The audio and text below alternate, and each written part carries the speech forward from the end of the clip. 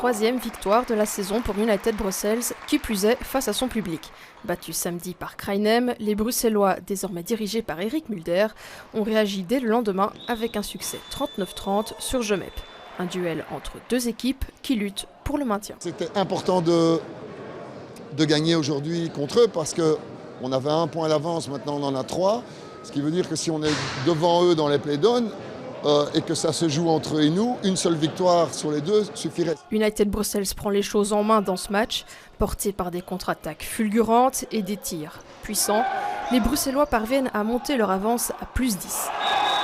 Le bloc défensif, lui, tient bon, même s'il concède plusieurs jets de 7 mètres.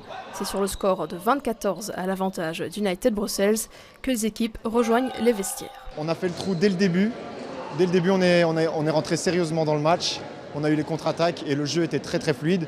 Après, je pense qu'on perd en concentration au cours du match parce que quand on a un petit peu d'avance et voilà, on se dit que ça va le faire. La deuxième période était en effet plus brouillonne et précipitée. Le coach d'United appelle au calme, ce qui pousse ses joueurs à proposer un jeu plus varié. Les Bruxellois s'appliquent, construisent et finissent par valider cette victoire. J'ai vu que c'était une équipe quand même qui était assez explosive, qui avait beaucoup de qualité de vitesse et qu'il fallait exploiter sur les contres et fatiguer l'adversaire.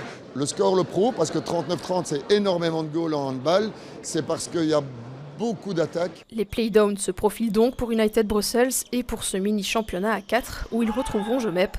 Les cartes seront rebattues. Là, on a gagné, d'accord, mais ça ne veut encore rien dire. Il faudra jouer très sérieusement les 2 rencontres qu'on aura contre eux en playdown. Et rien n'est fait, on n'est pas encore sauvé. Il faudra les battre 2 fois et même essayer de battre des adversaires qui sont classés plus haut que nous au classement pour vraiment se mettre à l'abri. Les Bruxellois espèrent aussi pouvoir compter sur un effectif bien fourni, ce qui leur fait défaut depuis le début de saison. Samedi, on a joué pas. Hier, on était 9, là on est 15, ça change tout le temps. Le week-end prochain, je ne sais pas combien on va être. On a plein d'étudiants, donc il y en a qui vont en stage, il y en a qui rentrent en France. C'est normal, après on s'habitue, on a fait avec ça, on va faire avec ça tout le reste de la saison. Ouais. Des joueurs qui sont très importants pour la défense aussi, qui ne sont pas là et qui vont nous apporter cette rigueur en plus. Il reste encore 3 matchs à United Brussels avant d'entamer les playdowns où il faudra faire preuve de régularité pour éviter la relégation.